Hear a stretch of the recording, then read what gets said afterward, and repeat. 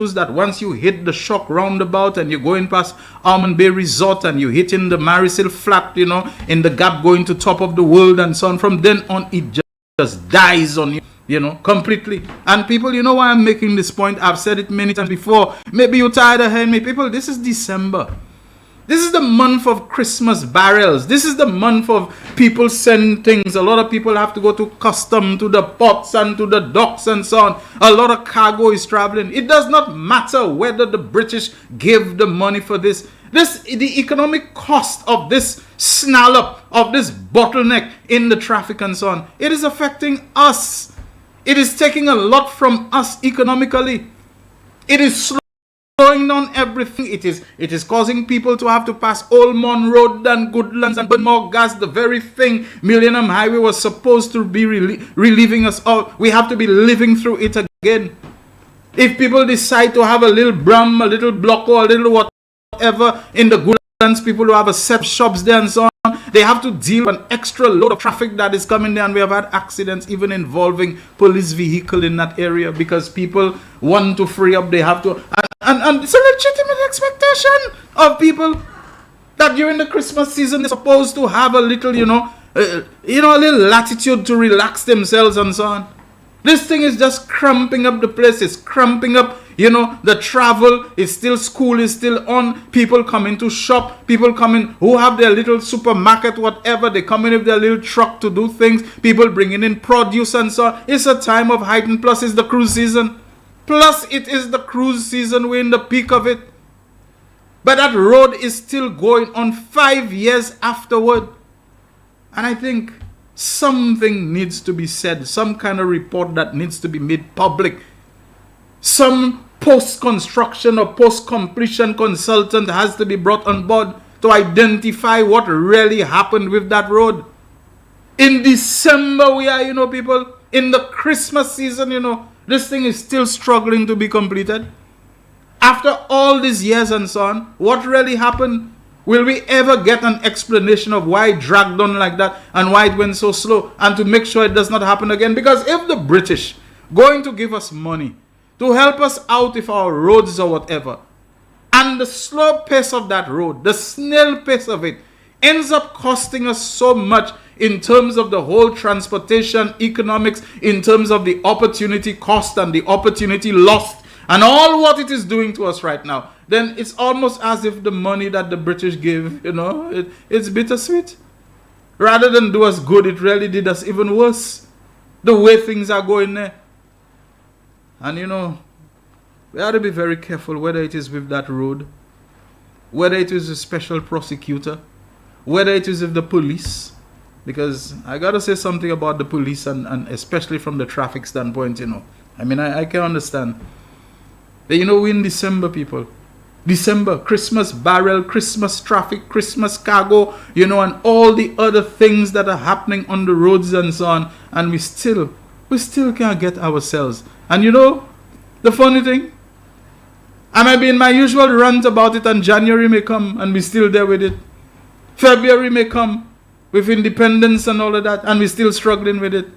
There can't be incompetence like that for people who have been in that business for so long. This has to be part of a plan. I don't know what kind of plan, but there has to be some kind of plan associated with this thing. I see special prosecutor has at least, even if it's a leak, but at least we have some communication from Office of Special Prosecutor. I'm not the one to say special prosecutor has not been doing anything, But this kind of silence, it comes across as being aloof. It comes across as containing a certain degree of aloofness. I don't have to talk to you. I don't need to talk to you, and I won't talk to you. That's bad. That's never helpful. Same thing I said with Galaxy. Galaxy took too much blows, and Ernest Hilaire had to come and bat for them and defend and all of them. I know you say things is in court and your lawyers have advised you, but don't tell me lawyers are so, cloistered and so, disdainful that they don't understand, the political complexity and the political sensitivity of all those things among the population, that they will not tell you, okay, say this, but don't say that. It's just a matter of don't say anything, be in complete silence. I read a statement recently that emanated, it seems, from Galaxy. I think it was very well put together. I think it was very helpful. They need to do that some more. You know, the minister is a politician. The easiest thing for people to do is to throw shade at politicians. Are they still there? Are they still there? Are they still there who gave away 10,000 passports in 1 month to the Chinese? And they're going to say it and over and over and over and over and over again. You know, I met a gentleman this morning. Thankfully for me, he was trying to talk to 10 people at the same time. And the moment he recognized me, he wants to ask me, what do I think? Give him my honest opinion as a man. Does he not think that we as people in St. Lucia, that Hila gave too many of those files or shares to the Chinese one time? You know, I only had time to tell him one thing. And thankfully, you know, I went somewhere and then in the giving of my card or in a place they wanted me to go to the back where they could run it through this and that and whatever. I told him, so there's one thing that's important. In all what people are saying, has any law been broken? Has the minister violated any law? We have too much of this thing about I feel and my feelings are, and you know, don't you feel, don't you feel? Let's go according to the objectivity of law. You know, too much of this feeling thing and so on, and everybody has a feeling and everybody has an opinion. Has Ernest Hilaire, McLeod Emmanuel, CIP Board, Philip J. Pierre, have they broken any law? That's what's important. I had time ask him that before he could answer, you know, somebody else he was trying to talk to them, so the conversation evaporated into thin air. Let's be concerned about legality. Let's be concerned about objectivity. Let's be concerned about those things. And let me say this, C.O. Williams and whoever the consultant is, they have not been as communicative to the public and engaging as to what has caused the delay. They put out this little dry, you know, protocol umbrella statements, or we will be carrying out works between 7 a.m. and 7 p.m. between the following areas, and we will be doing the following works and so on. That's what people want to hear. Why all what you say in there has taken 5 years plus? It looked like it's going to go into 6 years. Why? You know, Millennium Highway, which I think was open when? Around 1998 or so, and it began under UWP. It was completed when after there was a change of government in the Labour Party and so on. I think B&D Construction, a local contractor were the main contractors on it and so on. Oh, it was a perfect road. I felt it was a little too wavy and lumpy and bumpy and so on. But the fact is the road is an established road. It's not to say you had to put a fresh foundation and a fresh cut, whatever. You may have had to do remedial works, yes, but you know, all that time and every timeline you give for completion is being busted and so on. So this is all part of the problems that we are having. Now, let me move on to this matter of the police. Jacob, we have 2 clips. So how many clips we have? Accidents we had. You know, there are a couple of accidents. You know, you have them lined up. Put them on the screen for us. You know, I think there was one in one report. There was one in another place. There was one in this place and that place. And accidents. From what I was able to tell, there are accidents that seem to have occurred in the night. All right? Accidents that seem to have occurred in the night. And I have to ask myself, those accidents in the night, yes, they may be overtaking. They may be around blind corners and whatever it is. But I have to ask myself, is it overtaking by people who are driving without lights? People who are driving only on park lights? Because that's the style now. Put off your headlights. It's nighttime, you know, and drive only with your park lights. Because you've probably modified your park lights to be blue, to be green, to be red, to be all kinds of things. It's the flash, it's the style, it's the show-off that matters.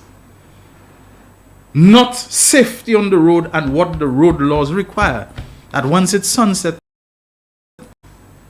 especially the signal is when the street lights are turned on, you're supposed to have your headlights on. At your discretion, you may decide whether to have them on high beam or whether to have them on low beam. But it is the law. Nighttime driving from evening, what we call evening sunset, you're supposed to have your headlights switched on. Because it's not a matter of flash and style. It's a matter of the visual acquisition, the visual perception by other road users, including pedestrians. Park light is on. But it doesn't penetrate, it doesn't illuminate far into the distance. It's for when you're stationary at night time. You pull over on the side of the road, you put off your headlights and you leave your park lights on. So that somebody can at least see that there's a vehicle, that there is stationary. They can have an idea of the width of the vehicle, what I say, the dimensions and so on of the vehicle. But they're not for driving, for when you're in motion. You're supposed to have headlights on. A lot of people have no lights on, suddenly not even the park light. So you come in around the corner, and somebody don't think that there is any vehicle there because they don't see headlights illuminating. And then it's when they reach, when they, as we say now, well, they blow che on the other vehicle, they realize there's a vehicle.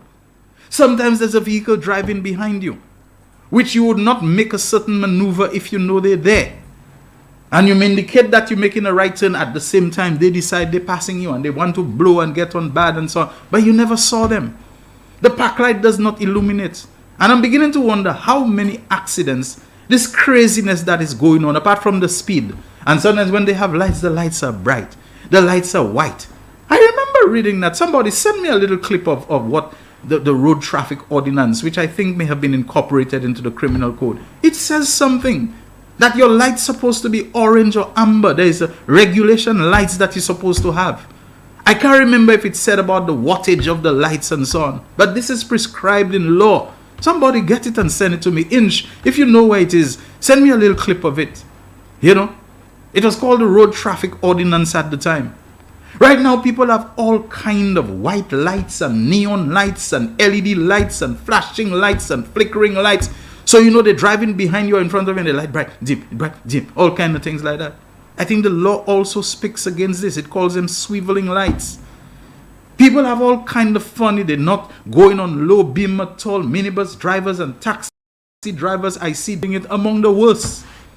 But my big question is, what is going on with our police when it comes to the craziness on the road? And I thought I was the one who was involved in a rant until in the real issues I saw some people going to town on it.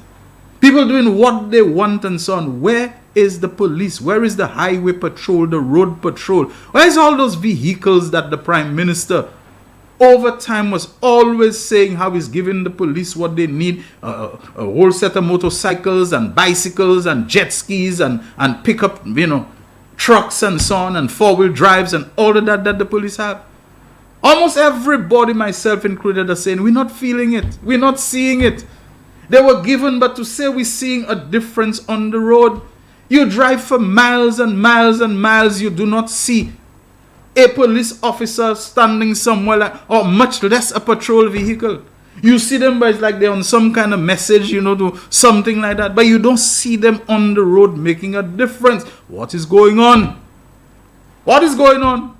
Because people need to be ticketed. People need to be accosted. People need to be intercepted. They're not going to reform and change by themselves. They're not going to do it. Law-breaking people who don't conform with regulations, they are the most teeth-wet people that you can find because they have been doing it and they have been getting away with it. They are not being challenged. They are not being stopped. They are not being accosted. They are not being intercepted. And so it becomes normalized for them. Not only normalized, they feel entitled because the impunity makes them feel like they have a right to do it. Right now, chances are if police try to stop them, a lot of them will give the police rudeness. Oh, I got to move there, I got to move there. Some of them will drive off on the police. I've seen people drive off, and if the police didn't take evasive action, like they would have run them over. This is going to get worse. Yes, you might say if they do that, we'll fire a shot at them, but who will the shot hit? And is that what you want? Do you necessarily need to pull teeth? Do you necessarily need to break arms and legs? Do you necessarily need to spill blood to get people? Because you have been letting them get away with it for too long. They're developing the sense of entitlement. This is dangerous stuff. I can't say that's what it is. But when people are driving on the road at night and at high speed, you need to ask yourself, did those people, do they have a license? Because anybody who goes through the process of acquiring a license, what I know, the regulations, the discipline, the things that those driving school, and I've been with them, those fellas, they drill certain things in you and they tell you, no, I can't recommend you for a license because, yeah, you reverse, but you're supposed to do one last look when you turn your wheel because your front is going to swing out. And they on your case like that for things non-stop. The good instructors, who, as far as I feel, did those people ever have a license? When you stop them for the light, you might ask them for your license. You might be surprised. Maybe they don't have one. Maybe it's a fake one. Maybe it's one that they bought. Maybe it's one that they bribed somebody to give them. Are they insured? Those bikers and so on, the things they're doing on the road? Because I understand most of them cannot get insurance Because if there is one insurance company who's agreeing to insure bikes, there are not two. They're tired of all the risks they have to take and all the losses, they have to bear because of those bikers. Well, check those people. Check those people. You snag them on the road for driving without lights and for the reckless overtaking and the things that they do. You might find people who don't have license, who don't have insurance. So they go, they hit somebody, they shatter their pelvis, and then nothing the person can get because they're not insured. You have to sue them, and then what they have to give you? What they have, you on your own if those fellas hit you. We need to do better than that. We're not seeing the kind of response, police response. And like I say, it is impossible to expect or even think that you're going to catch every one of them. You will not. But you catch some of them and the word goes out. Got some police on the road, they're checking people for lights, got some police checking people for registration and insurance, got some police, the word gets out. What we want is behavior change. It's not going to stop by talking about it. What happened to our police? Is something wrong that went beyond the vehicles and the motorcycles? We need to find out that despite those things, they are constrained. Is it that the law needs to be updated? We got to do something. It can't continue like that. The Prime Minister himself has nationally addressed it and said the madness that is on our roads, and he could not be more correct. Something gotta happen. If traffic department is not performing, find out what it is. Because sometimes you may feel that the nice cameras about presentation and this and that, and the fellas are probably struggling with some other constraint. We need to address those things. This thing that's going on the road, it cannot continue. And that is the other relationship to the Christmas season. More traffic on the road, less place to pass because of Millennium and Northern Corridor and all this kind of thing. We need to look into it. Because the traffic congestion and density, and the fellas now who feel they can zip past and whiz past and they don't have patience and so on. And it's this kind of crashes we're going to get. I know, Makapali, Lang Makawashi, I don't see change happening, I'm not saying nobody's getting busted and caught and ticketed for it, But to me, I ain't seeing enough of it that I can say, woo, I see a change. Things are getting better.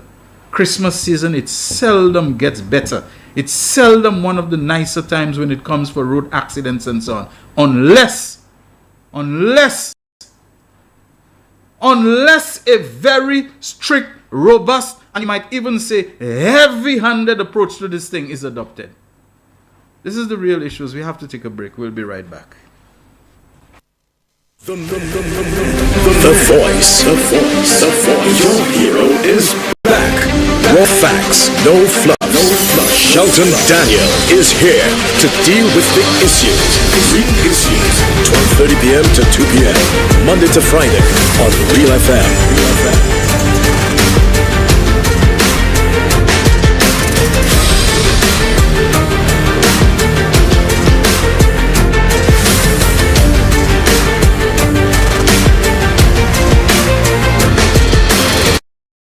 McDowell's Supplements, an effective way to ensure you and your loved ones are getting the daily recommended intake of essential vitamins, minerals, and other important nutrients necessary for optimal health. Naturally, we carry an array of health and wellness supplements. McDowell's Immune Booster enhances your body's defense to fight colds and flu, boosts your immune system, prevents viruses and other airborne diseases. McDowell's Colon Cleanser prevents constipation, helps in removing toxins from the colon, detoxifies the body, and regulates your bowel movements. McDowell's Prostate Health prevent the enlargement of the prostate, improve urinary flow, and reduce frequent urination, especially at night. Moringa oleifera capsules are rich in minerals like calcium, potassium, zinc, magnesium, iron, and copper, vitamins like beta-carotene, vitamin A, vitamin B such as folic acid, vitamin C, D, and E. McDowell's Potassium Complex, used for treating and preventing low potassium levels, high blood pressure, preventing stroke, and aid in weight loss. McDowell's Triple Magnesium relaxes the muscles, relieves cramps and helps to control high blood pressure, improves sleep, and can calm the nerves. Magnesium is very important for the normal functioning of cells, nerves, muscles, bones, and the heart. McDowell's Ginger Turmeric helps to relieve pain, decrease nausea and enhance the immune function to help protect against illness and infection. Ginger turmeric has powerful anti-inflammatory properties and improves your circulation. Don't hold health back. Let health strike back. McDowell's, the better way to start your health. Visit Health Service Center, John Compton Highway, call 453-6417. Let your wellness be our stress. Why are you suffering from aches, pains and illnesses? When there's help for you. At Health Service Center, we offer a wide range of treatment that has been scientifically proven to help you with your aches, pains and illnesses. Our ICT machine is one of the most effective devices in the health field. It has shown positive results in many health problems such as back pains, shoulder pains, migraine headaches, pain in the knees and legs, poor circulation, arthritis, diabetic neuropathy, numbness in the feet, strokes and sports injuries. ICT, repairs, rebuild. The power to heal, the future of pain relief. If you recently submitted a claim to the National Insurance Corporation, you also need to submit your financial account information to get paid. All NIC benefit claims are now paid conveniently through your local financial institution. To provide your bank or credit union account information, simply log on to the NIC website at www.stlucianic.org. Click the Financial Account Information tab and fill out the form. It's that easy. You only submit once. Ensure you enter the details of an open, active account in your name. If you do not have access to the internet, visit any NIC office to collect the financial account information form. Help us to help you. NIC, for the benefit of us all. The man, the voice. Your hero is back. Raw facts, no fluff. Shelton Daniel is here to deal with the issues. 12:30 p.m. to 2 p.m. Monday to Friday on Real FM.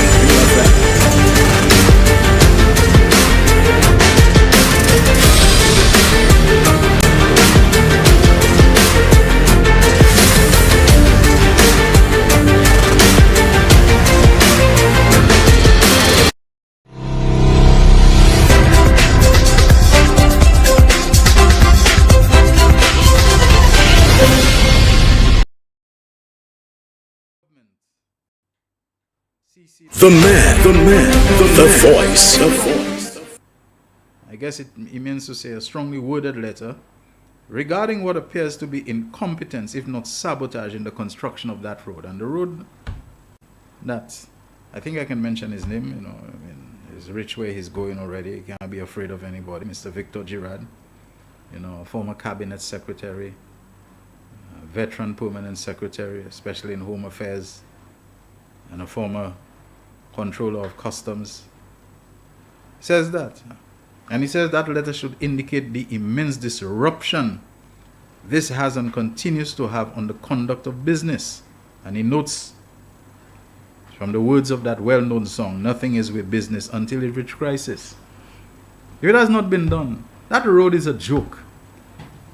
I mean, this road has gone on and you know, I suspect there is a docile, tepid kind of response to it on the part of St. Lucian stakeholders, government included, because, you know, it's a gift, it's a grant we get, so, you know, you can't be helpless for what this road has caused you and cost you simply because it's a gift and it's a grant. So the disposition and the management and the implementation of it can be as slipshod and as, you know, as crappy as it can get.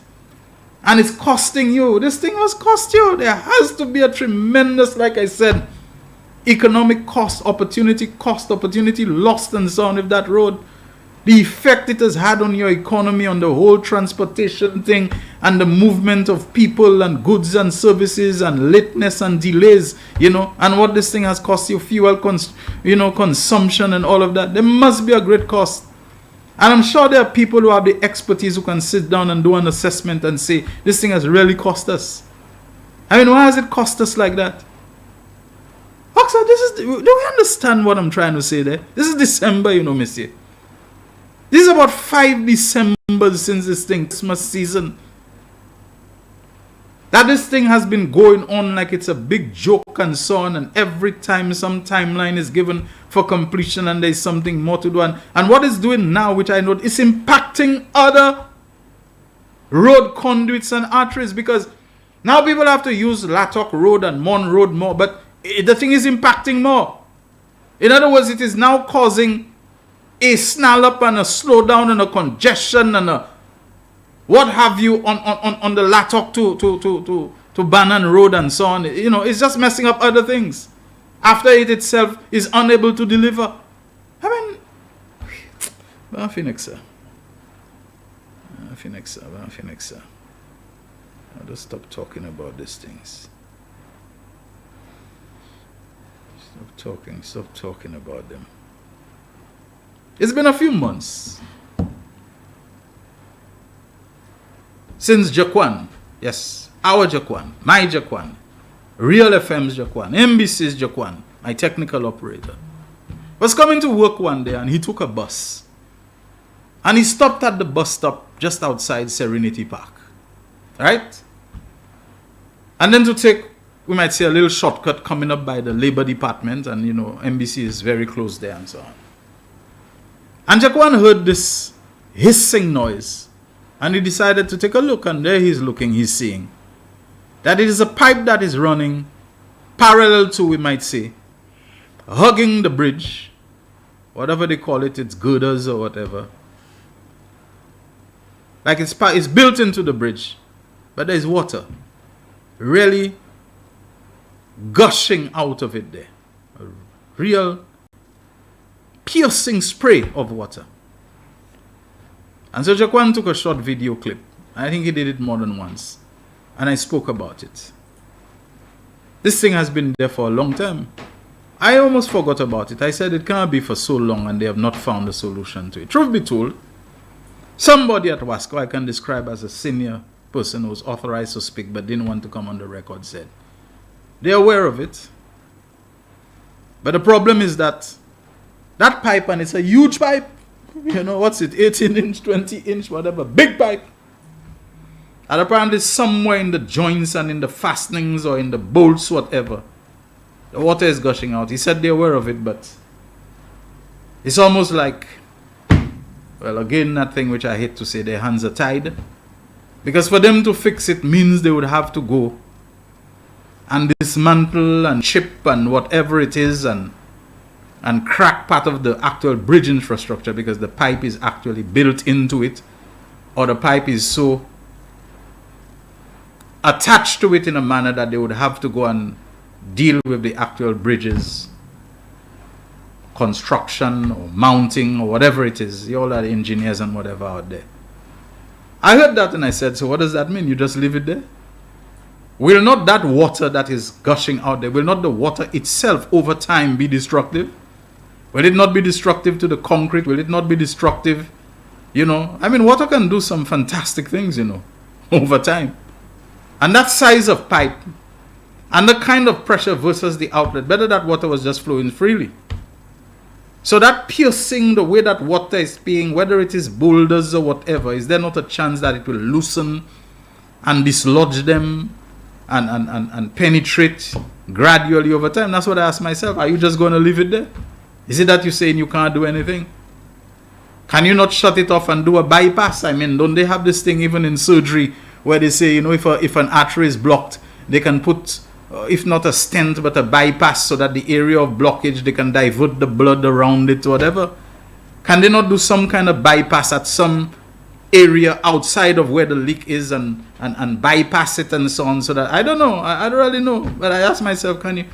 Because the other thing I've said, apart from the functional effect of it, is the optics. That always bothers me. So many people who have been complaining about water, they're not getting water, and you know, the shortage of water, no water truck coming. We had water emergency, you know, where you had to put restrictions on how water is used, who uses it, no use of it for car and for pressure washing your yard and this and that. If they catch you, they can fine you, whatever it is, and do all of that. We had all of that. We went through it. Okay, it was lifted. But I keep on saying it's just bad optics for people to be seeing water wasting like that. And they're struggling to get water. And apparently, in spite of water emergency, I think people still complain in some areas they're not getting water. How many days and weeks and so on go and they're not getting water? I've heard of it in the south. I cannot tell you every moment to moment what is the immediate up-to-date status of things. We heard from Monrepo up in the upper reaches of Setnawi Patience.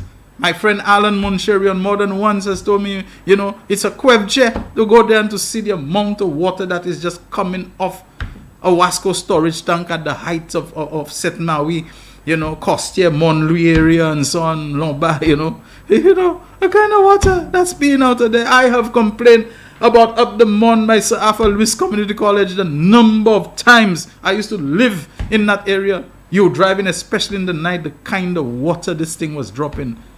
One day, not too long ago, I thought this thing was a thing of the distant past. I'm driving there in the area where this lawyer lives, what's his name, Andre Arthur, to go down that little hill where, I'm just giving you little markers, where the Calypsonian veteran, Jackson lives and so on. And I'm seeing water in the drain. A ravine, a river, many rivers would be jealous because of the state they reach if they had that kind of water flowing with that kind of, vigor and constantly looking like nice, clean, fresh water. Again, the Wasco tank in that area, some problem with valve and overflow valve and so on. Not too long ago, we had the same issue up in where?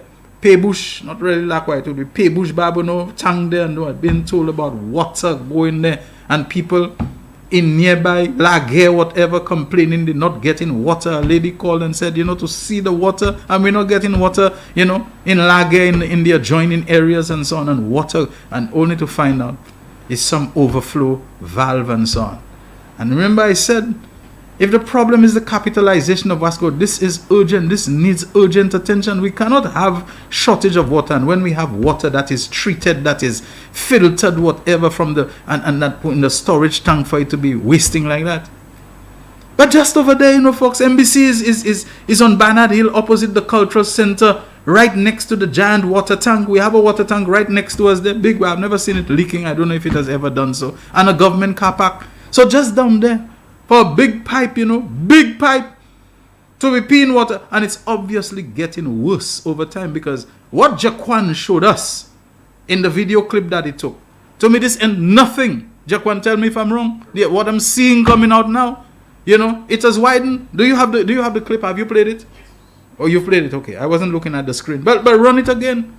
And thank you very much, Aaron Ras Iron Alexander, who was passing there and he saw this kind of thing and he decided to take a clip of it. We need those sorts of things.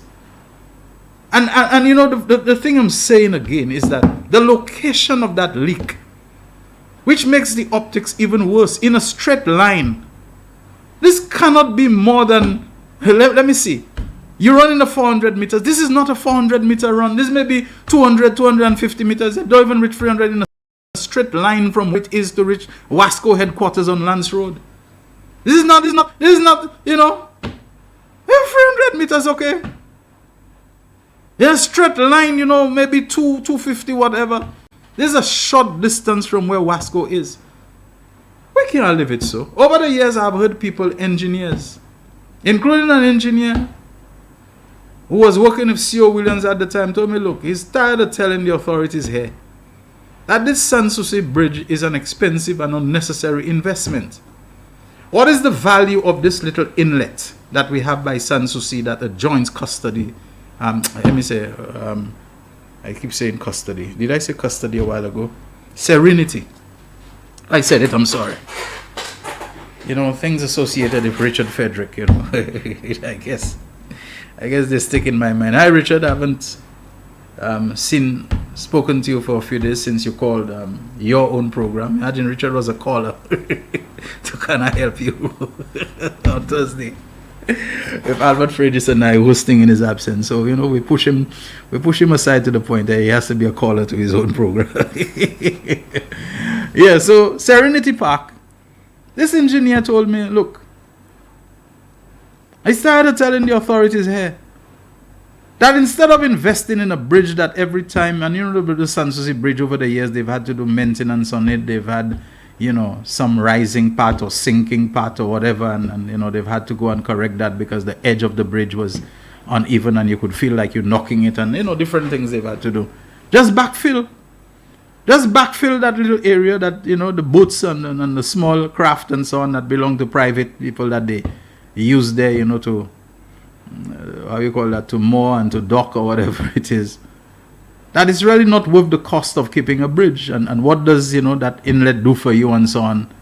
That they should just backfill the area, put boulders, whatever it is, even if you have to raise the mound level so that, it can withstand whatever assaults from the sea and water, but that he said to do so. Now, I don't know if that's practical, if that's desirable, if anybody would want to seriously. Over the years, you've heard so many things about people who have said that the George Charles Airport should have been closed, that it's uneconomical, and use the area for investment in other things or lease it to some private person who have some money. I don't know if there are people who would want to do it. I've heard that over the years, and I mean, I can mention that Craig Bernard, who spoke to me and I had an interview with him, was unabashed about it, that he felt VG is, is uneconomical. We don't need to be operating two airports. We could have closed it down. But you heard that talk. I think Peter Begas, the late Peter Begas, who was considered to be an authority in tourism and aviation and so on, top man at J.E. Begas and so on.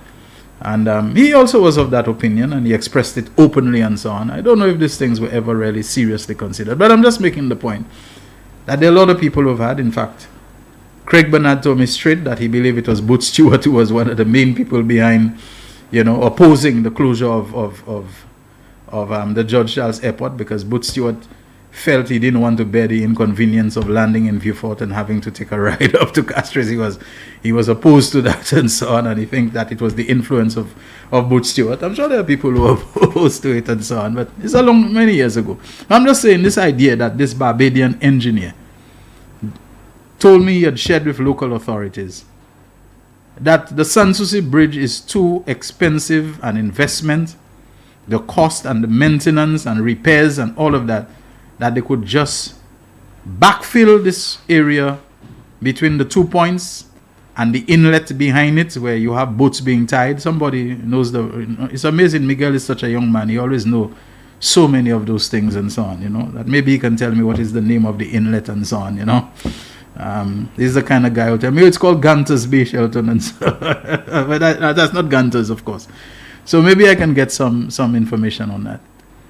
But if we're going to have a pipe that's dropping so much water, and because it is attached and it was built kind of like not adjacent to, but attached to the bridge and so on, if we're going to have those kinds of issues, today it might be a pipe, next it might be our buried infrastructure of telecommunications and things that also run there, and we have to make special arrangements because if it is severed, it might leave a whole part of the north out of internet and telephone and this kind of thing. Maybe down the line, if issues arise with the Sanssouci Bridge, we might have to consider that option. I don't know. But to me, we have engineers, we have people who should know how to deal with that thing, how to, chip away at the concrete to get at the problem, to resolve it and so on, to seal it back and so on, without us seeing water, peeing like that non-stop, etc., etc. I'll tell you, Jaquan, we're heading towards a commercial break.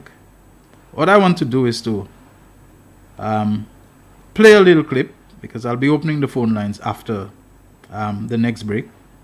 Let's play two clips. One of them is about, let me see, what do we have? Okay, we've played the accident stuff. All right. So...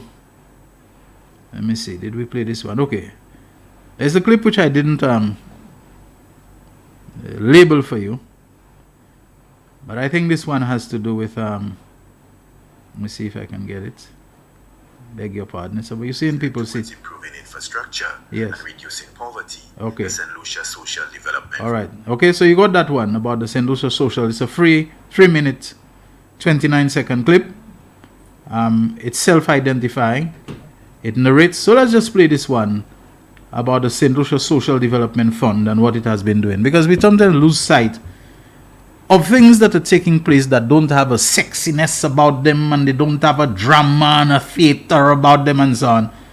And in little ways, people's lives are being transformed and are being changed. And I also want us to look at an infrastructure development program that is taking place in Castries South. So let's play this first one, the 3.5 minutes. Yes. In a significant step towards improving infrastructure and reducing poverty, the St. Lucia Social Development Fund, under the 10th program, officially handed over the newly constructed Goodlands East Road. Funded by the Caribbean Development Bank, CDB, and the Government of St. Lucia, the EC $793,000 project encompasses 771 feet of access road equipped with drainage systems, retaining walls, footpaths, wheelchair ramps, a turning point, and the relocation of utility poles and water lines. Deputy Project Manager Brendan Antwine emphasized the adaptive approach taken during the project's execution. Like I said, when we conceptualized this project, we envisaged it to be a road and drainage project. But when we recognized the situation with the water situation in the community, we recognized that you had spaghetti pipes running across the road and your meters were by the road, which created problems. So we approached CDB and we told them that we need to add the water component to this project. So this water component was done in collaboration with Wasco, where we installed a 4-inch main, and we also had household connections. According to SSDF Executive Director John Victorin, the initiative delivered substantial economic and social advantages to the Goodlands community. So it is an impressive project that this partnership between the government of St. Lucia and the Caribbean Development Bank has delivered to you, the residents of the community of Bellevue. Businesses in the community stand a chance of generating greater revenue as a result of the increased access. Wear and tear on the vehicle of residents has significantly been reduced because your surface is a lot better than mine. You also have a significant increase in the value of property in this area as a result of this road. The development directly impacted 47 residents in Goodlands, enhancing accessibility and addressing long-standing infrastructure issues.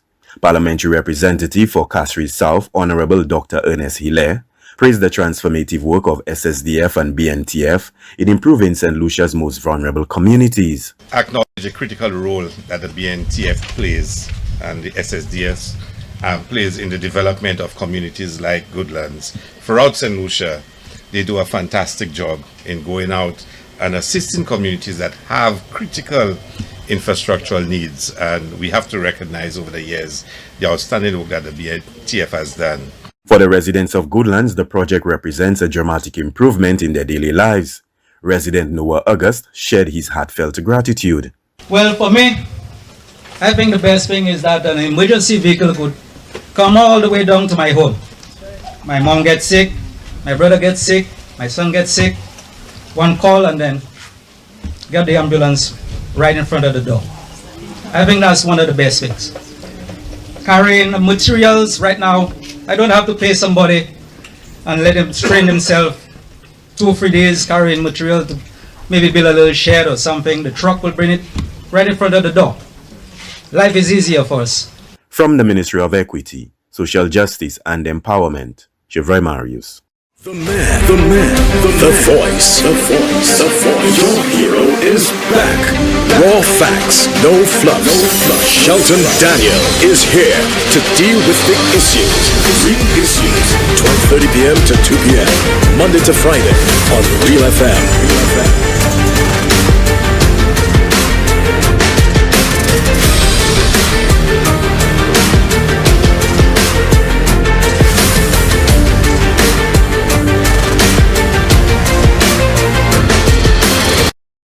McDowell's Supplements, an effective way to ensure you and your loved ones are getting the daily recommended intake of essential vitamins, minerals, and other important nutrients necessary for optimal health. Naturally, we carry an array of health and wellness supplements. McDowell's Immune Booster enhances your body's defense to fight colds and flu, boosts your immune system, prevents viruses and other airborne diseases. McDowell's Colon Cleanser prevents constipation, helps in removing toxins from the colon, detoxifies the body, and regulates your bowel movements. McDowell's Prostate Health prevent the enlargement of the prostate, improve urinary flow, and reduce frequent urination, especially at night. Moringa oleifera capsules are rich in minerals like calcium, potassium, zinc, magnesium, iron, and copper, vitamins like beta-carotene, vitamin A, vitamin B such as folic acid, vitamin C, D, and E. McDowell's Potassium Complex, used for treating and preventing low potassium levels, high blood pressure, preventing stroke, and aid in weight loss. McDowell's Triple Magnesium relaxes the muscles, relieves cramps and helps to control high blood pressure, improves sleep, and can calm the nerves.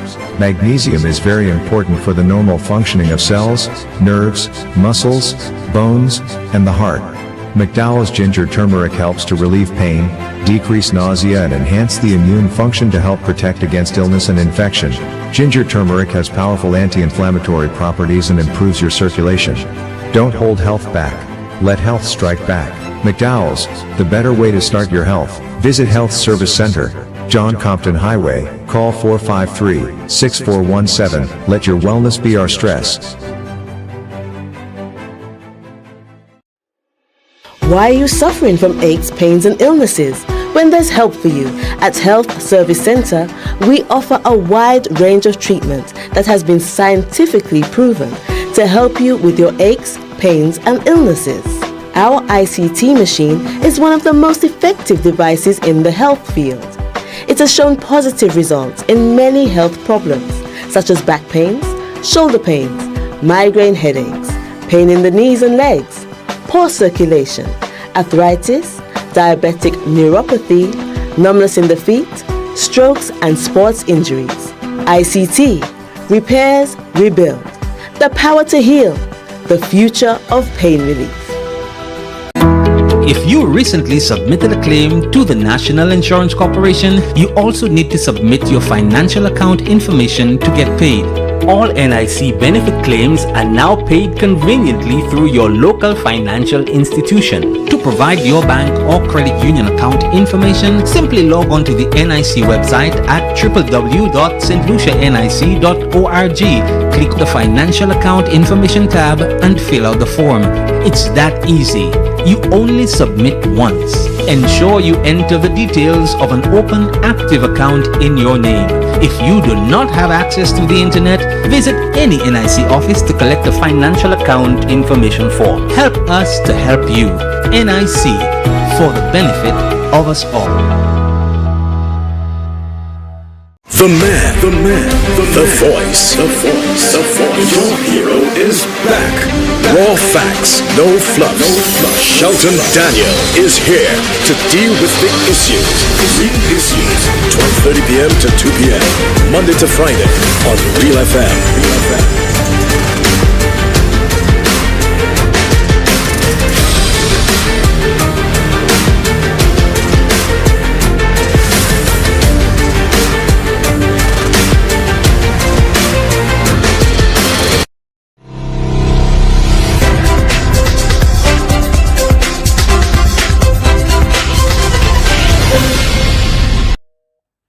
The man, the voice. Open now for your calls. The numbers are 487-9849. That's 487-9849 and 4533911. The mobile number 487. You can WhatsApp call us on that. But we have our first call already. Good afternoon. Real Issues. Good afternoon, Shelton. Good afternoon, Jaquan, and to your viewers and listeners. Yeah, how are you doing, Miguel? Well, I'm good. How are you doing? I'm doing great. All right. Shelton, this message is for the minibus operators, especially the grocery bus drivers, because especially since last week, I've seen what appears to be a proliferation of those orange pieces of cloth tied to their mirrors and their antennas, right? So my first question to them is, number one, what exactly are they protesting? What is this orange protest about? Is it about the gas, like they say?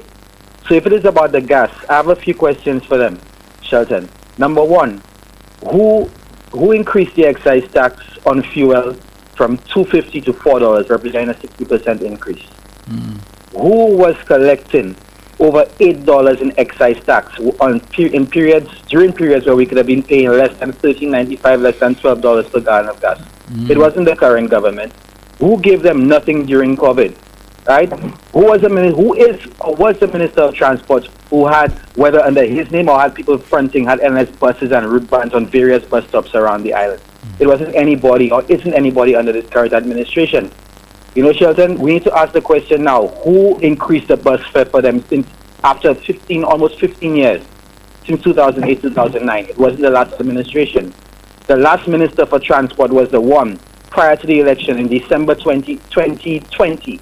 You know, gave them mama guide them, pardon the pun, all over, saying we'll have a meeting. Remember when the grocery drivers went on strike, and the Sufra drivers and the Denry drivers? Oh, Guy Joseph was quick to call a meeting with them to try and quiet them up, saying that they'll have meetings and they'll give them an increase. Election came 6 months later and there was no increase. So what are they protesting now? What exactly are they protesting? They need to come out and say what they're protesting. Is it the gas? Is it the fuel? I think the fuel has been explained numerous times. You know, so if they want to protest, I say that the level-headed Saint-Lucians need to protest too. All these fellas with the orange bands, they have a habit of pulling up on the side of the road at the bus stop halfway, and they indicating to come out of the road before their passengers even get on the bus. We need to not allow these guys to pass.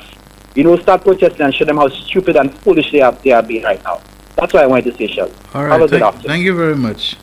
You know, I didn't want to keep Miguel on the line to say what I have to say. But over the years, as I have grown older, more observant, more experienced, I would think, I have noticed something about people that they admire people who can bluff them. Because if somebody can pull a con, a fraud, a kuyenad on you, that it must be that they have a certain cleverness. And I suspect that while we don't like being snookered, but we have a certain admiration, however grudging, for people who can snooker us, because it shows some greater mental, intellectual, psychological prowess in them. And so we will fall for their things all over again because we believe it's a representation of how slick they are, of how clever they are, and so on. And so they'll come at us with this thing about there's 680 that the government is getting on the gas. It will be disproven. It will be shown that there is no truth in that whatsoever. But they'll come back with it again, and the government is conning you on the gas prices and so on, something that cannot be hidden in our system.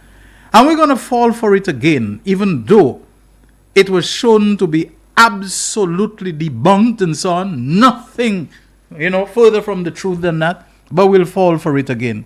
Somebody will come and tell us that there is something that our government can do about the gas prices, which they're not doing, which we can see the government is subsidizing fuel prices, maybe not the gasoline and so on, but they're subsidizing LPG, that's the cooking gas prices on the 20 and the 22 pound cylinders, because there's so many people who depend on that. And if we don't have it, what happened to Haiti will happen to us, where they'll have no forest whatsoever because the people are so poor. They'll go cutting wood left, right and center, denuding the landscape and the countryside. Forests are recovering a little bit in Haiti now, because of this subsidized cooking gas that they're giving the people, which was especially helped by Venezuela and the whole Petro-Caribe thing and so on, that people were being given cooking gas. So now you've been in to find a little recovery of the forest and the environment in Haiti. Wildlife is bouncing back that way they thought was lost already.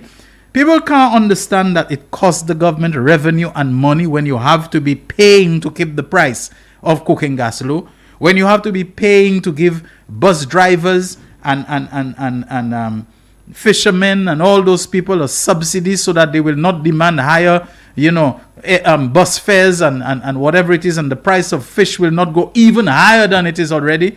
And people will come back and tell them those same kinds of lies and so on, and they will buy into it. It's a sad thing. I don't know how you counter it, how you deal with it, but I have a feeling that people love liars, they love deceivers, they love people who can come and absolutely mama guide them, no pun intended.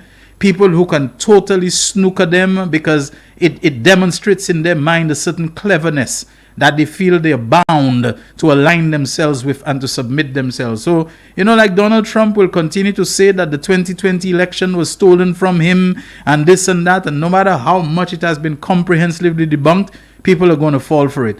And I'm beginning to wonder whether it matters in political party, whether people who support the present government, they will not fall for it and so on. Because, and I've noticed this trend, especially since COVID, where people who know how vaccines have been around for a long time and vaccines have been a game changer in polio, in typhoid, in bilharzia, in so many things that would have run amok, us, especially black people, especially poor people, African people, where the people in those developed countries, they have the means to take care of themselves, to have better living conditions and potable water, and we the ones who had to go to the river, who were so vulnerable to those things and so on. But then people began to buy into this story that vaccines are a conspiracy and is something to kill people. And everybody knows when this COVID pandemic came, how this thing was running through. This thing was making a savant with humanity, even among countries that were enemies, that had nothing to hide for each other and so on. I mean, China was taking it up there, where Russia was taking it. All countries that hate America, North Korea were not. Israel, which is supposed to be top of the line with science and technology and biotechnology. Israel at first seemed like they were doing well, and then COVID said, we're taking you like everybody else. Italy, Spain, France, developed countries. America at one time looked like America was the worst hit. America was the worst hit for COVID. But along come some people with their own little agenda, and they tell you, oh man, this thing is something they want to do to black people. And from the moment the vaccines came, the mortality came down, the deaths came down, the rate of people being wiped out. In time, they began to call COVID a pandemic of the unvaccinated, because almost all the people, not every single one of them, almost all the people who were dying were unvaccinated people. The vaccines were a game changer. But to this day, people still going to war against COVID, against the vaccines, even when COVID is no longer, much of an item or an issue and so on. And from that time, I realized that people, even when they're confronted with evidence, with clear signs of the decline in mortality of the lives that were saved, somebody has planted in their mind that the vaccine is a great evil that's been perpetrated against humanity. And they're gonna, I believe this is what Alan Chasney, Guy Joseph, Dominic Fede keep telling people the same thing over and over and over again, repeating it to them. And even people who do not support you, it's going to infect their mind and they will turn against, and they're banking upon that. I don't know if it is working. Maybe it's not working yet. Maybe it will continue to work. It's like there's something with the COVID, with the CIP. The fellas put in place certain things. They cause certain issues. And it's like they want Philip J. Pierre and Ernest Hilaire to solve the problems, and or to say that the problems is not there, is Ernest Hilaire who caused it.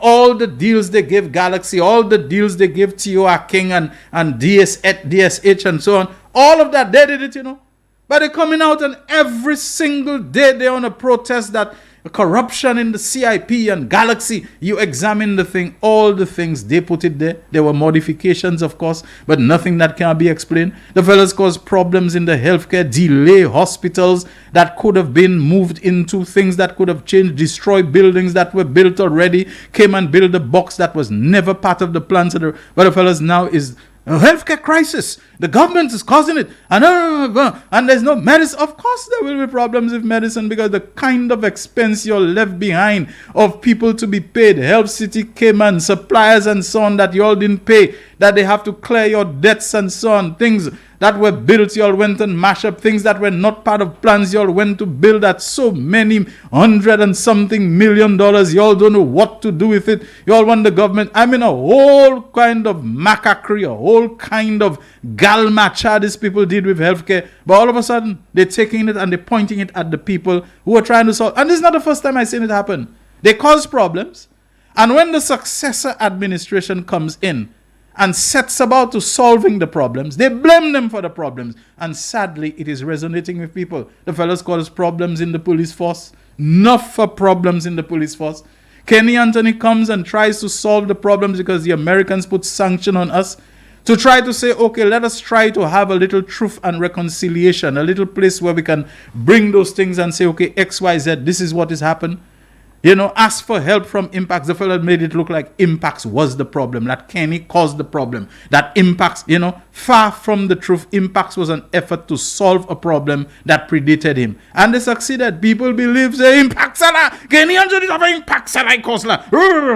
And it go on like that. I tell you, I just wonder where the people love being snookered. I'm telling you. Even people who Labour Party supporters, they don't care about politics. The vaccine thing that was planted in the mind. Say, unless Ali day, say vaccine na kichwe mun. Say, ba COVID kichwe mun, no? Vaccine na kichwe mun. I say, oh, Lord of mercy. Lord, a lot of mercy. Anyway, we got a caller was coming from my phone, and it looks like Brother Bernard Haynes. Good afternoon to you, Brother Haynes. How are you doing today? Good afternoon, Mr. Daniel, the Honorable Senator. Long time. Yeah, it's been a while. I've been tied up a bit. I've had some of your our viewers searching for me, finding out where I am. Okay. But I'm here. I'm okay. I'm all right. Just been a bit busy for the Thanksgiving. Shelton, you realize now I want people to understand. I'm not comparing in no way the United States to St. Lucia, but you realize that Biden had said that he's not forgiving his son. Yeah. You realize that this week quickly he did that, right? Of course he did. Just the same way like he didn't want to give Ukraine certain weapons because they would have escalated the situation of Russia, and now he has given them exactly the weapons he said he wouldn't give them. Exactly the weapon. Shelton, sometimes, let me tell you, Bidenomics is in the States working right now. Everywhere you pass, roads fixing, airports, bridges, that money Biden put into infrastructure. You could see people are employed, people have work. You know the problem? When they had the Senate and the House, they had the presidency, they had the Senate and the House. You see, some people like to be, you know what, I don't want to be too harsh, I don't want to be too rough, I want to take my time, I want to go through the legal system. What we don't realize is we have reached into a place in this world where truth, it matters, yes, but 3/4 of this world right now don't care with truth. They don't listen to truth, they don't care with truth. Yeah. Okay.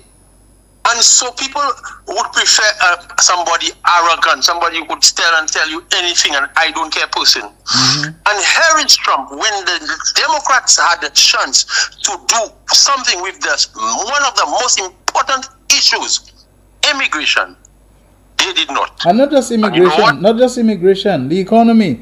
What you said there about investing in infrastructure, that is one of the greatest stimulants of economic growth and so on. You do that, you would have put a lot of people at work. So all the complaints people had about, the jobs and the economy and so on, they probably would have been taken care of. Why Biden could not do that in the 4 years, that he spent that, but now that he's going out, that he can find the money to do all of that, But let me tell you, you go to the airport, Shelton, you go to JFK, you go to LaGuardia, and I tell you, every road you pass right now, every road you pass, infrastructure is going on. You can hardly pass a road, and if you don't see going on it, that was the Biden infrastructure stimulus plan. But they waited too late for it. Why didn't you do it to give Kamala Harris a better boost in the campaign and so on, A better boost. So people don't care what he came with right now. Once Trump spoke about the economy, people start coming behind. He starts speaking about immigration, people start taking 40 other more. But Trump was one of the persons who said, who in fact had a chance, there was a bipartisan bill. He told them not to sign it. Not to sign it. And you know what? That propelled him to victory. Makadi Labour Party here. Do what you want. Do what you want. I see a lot of the you are doing, but there are times with that 13+2 majority, there are things you have to be bullish on. You have to take the bull by the horn in some issues. I'm not saying you go out there with all your arrogance and you become a Shasny kind of, no, but there are some issues voters voted for you for. You could give all the nice perks, all the nice things, the laptop. There are some issues the voters voted for, and if they're not hearing about it, they're not hearing you coming out. That road issue, I've been hearing you talking about it. That thing, that forever road. Minister King not say not a word on it. Shelton, the Labour Party needs to. You see, we want to stay and say, We strategizing. Oh, it's for a strat. Oh, we have a master. Let me tell you, people don't care with all them things, my man. People do not care with all of these things. When people hear certain things, whether it is sweet noise, whether it's itching ears they have, they just want to hear certain things. And people will tell you, oh, don't say that. Oh, don't say that. Of course, we have to defend the victory, but all that takes part. All that is part of defending the victory. All that is coming out and say to yourself, no, my people need to hear something. They need to hear what's going on. Yes, the World Bank or whoever bank give the money, and so there is nothing but they just need to hear you tell them that. They just need to hear, folks, the World Bank is who sponsored it, and there is nothing much we can do, but we are trying our best to make sure that road is done. Or, you come out and you say, you know what, I don't care, to hell with World Bank, whether it's them that gives them money or not, stop it, we're taking another contractor.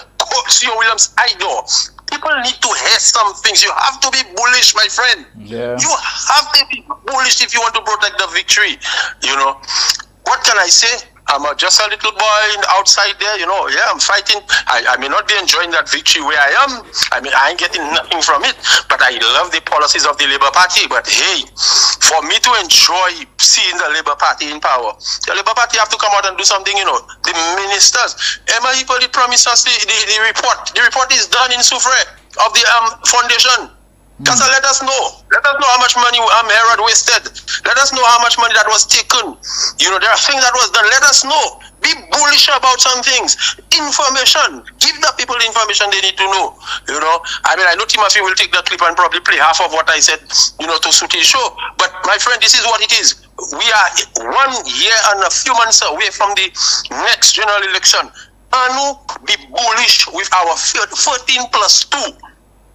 And if we have a minister who is not pulling up, because you run the ministry is yours. I don't care whether you have people there that want to sabotage or not. My friend, let people know what time it is. Let people know who's in charge. We didn't vote for the permanent secretary. We voted for you.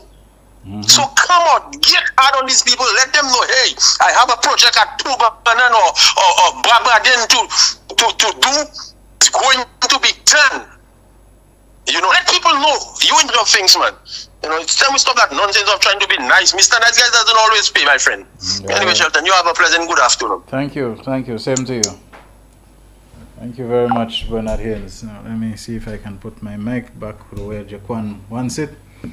4879849, that is the mobile number that you can WhatsApp call us on it. And you can also call us on 4533911. 4533911. Someone says, you are very correct about the water on the bridge. I strongly believe this will damage the bridge over time. Another one says, I strongly agree with Bernard Haynes. Personally, if St. Jude is not operational in this term, I will be switching my support for SLP. Oh boy, that's severe. We have a call on the line. Good afternoon. Good afternoon, Shelton. How are you doing, sir? I'm fine, thank you, my friend. Shelton, sometime last week, I passed near the registry. That's the place opposite the Derek Walcott Square. And I saw a young lady with a placard demonstrating or protesting. And the placard have something like how she cannot get a birth certificate for the past 13 years. 911. So something struck me. I said, but wait a while. For 13 years, you have been walking up and down pursuing your birth certificate and you're not getting it. To me, something is amiss.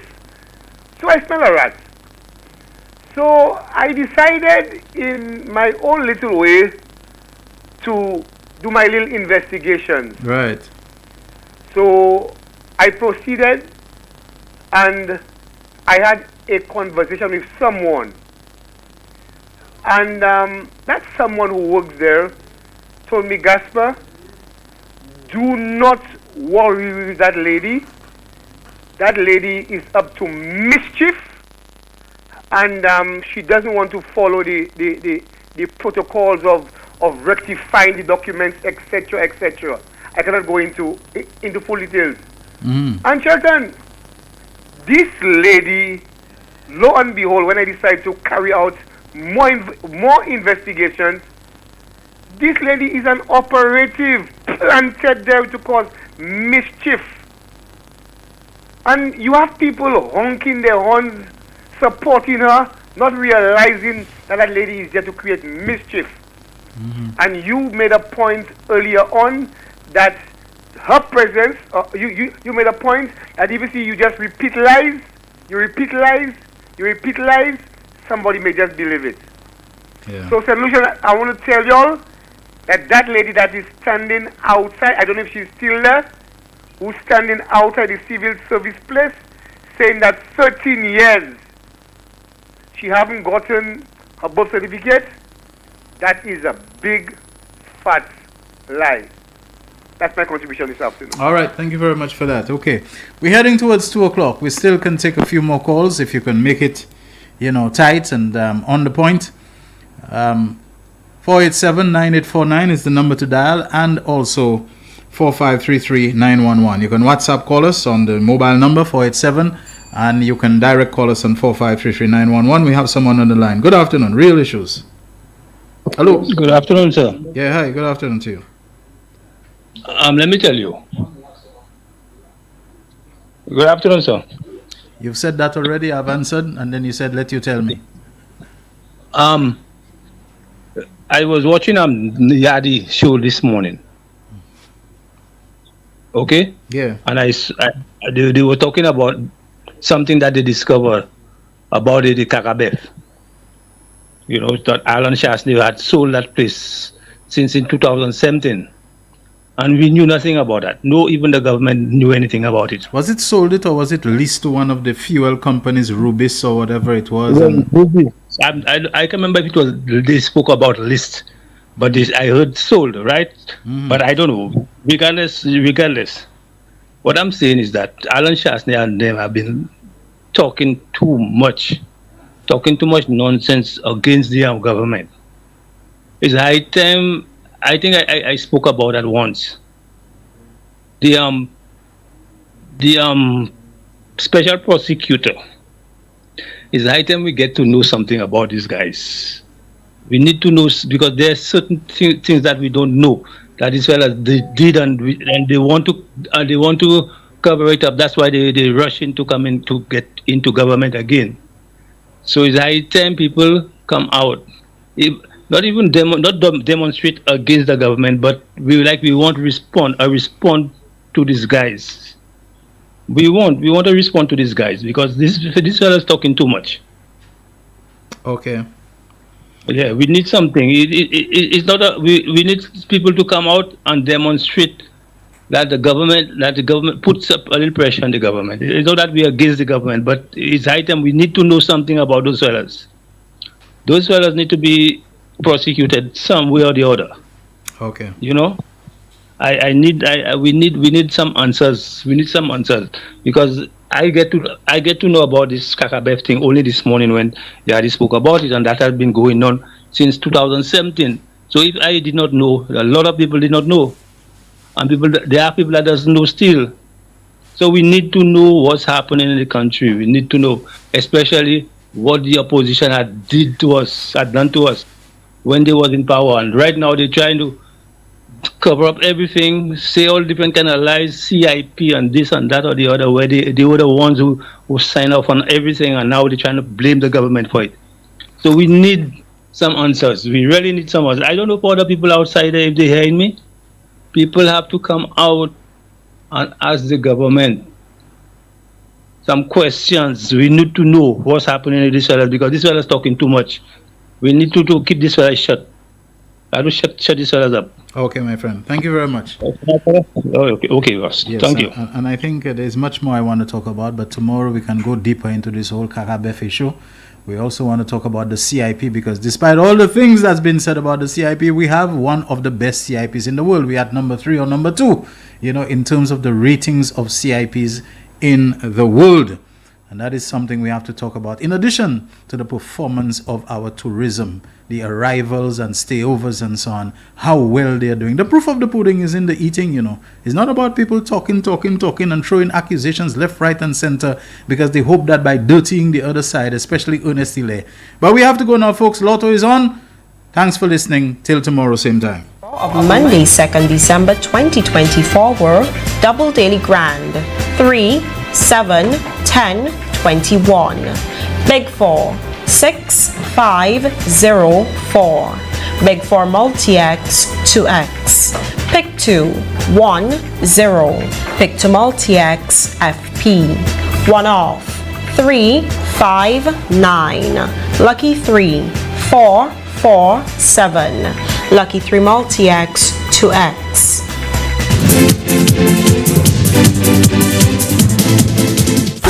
The man, the voice. Your hero is back. Raw facts, no fluff. Shelton Daniel is here to deal with the issues.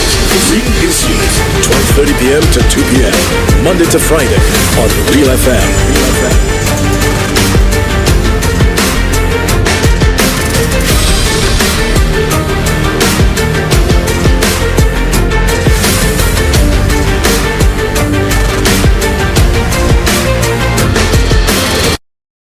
McDowell's Supplements, an effective way to ensure you and your loved ones are getting the daily recommended intake of essential vitamins, minerals, and other important nutrients necessary for optimal health. Naturally, we carry an array of health and wellness supplements. McDowell's Immune Booster enhances your body's defense to fight colds and flu, boosts your immune system, prevents viruses and other airborne diseases. McDowell's Colon Cleanser prevents constipation, helps in removing toxins from the colon, detoxifies the body, and regulates your bowel movements. McDowell's Prostate Health prevent the enlargement of the prostate, improve urinary flow, and reduce frequent urination, especially at night. Moringa oleifera capsules are rich in minerals like calcium, potassium, zinc, magnesium, iron, and copper, vitamins like beta-carotene, vitamin A, vitamin B such as folic acid, vitamin C, D, and E.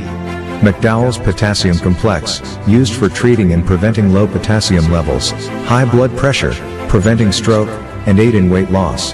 McDowell's Triple Magnesium relaxes the muscles, relieves cramps and helps to control high blood pressure, improves sleep, and can calm the nerves. Magnesium is very important for the normal functioning of cells, nerves, muscles, bones, and the heart. McDowell's Ginger Turmeric helps to relieve pain, decrease nausea and enhance the immune function to help protect against illness and infection. Ginger turmeric has powerful anti-inflammatory properties and improves your circulation. Don't hold health back. Let health strike back. McDowell's, the better way to start your health. Visit Health Service Center, John Compton Highway, call 453-6417. Let your wellness be our stress.